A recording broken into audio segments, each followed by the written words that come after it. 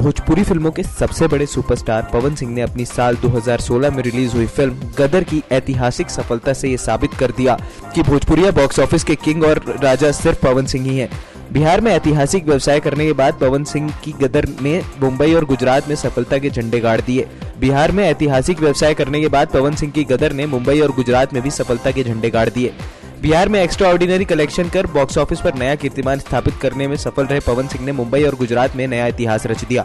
आपको बता दें कि इस फिल्म ने महज 4 दिनों में 50 लाख के ऊपर का कलेक्शन किया। इस फिल्म ने बिहार झारखंड में तीसरे हफ्ते में भी 40 से अधिक सिनेमाघरों में शानदार कलेक्शन किया।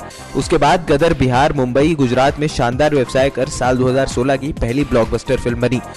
गदर की सफलता से उत्साहित पवन ने दर्शकों का आभार भी व्यक्त किया। पवन सिंह की हाल ही में रिलीज हुई फिल्म सरकार राज ने भी कई रिकॉर्ड्स कायम कर लिए हैं। नेक्स्ट 9 न्यूज के लिए अभिलाष की रिपोर्ट।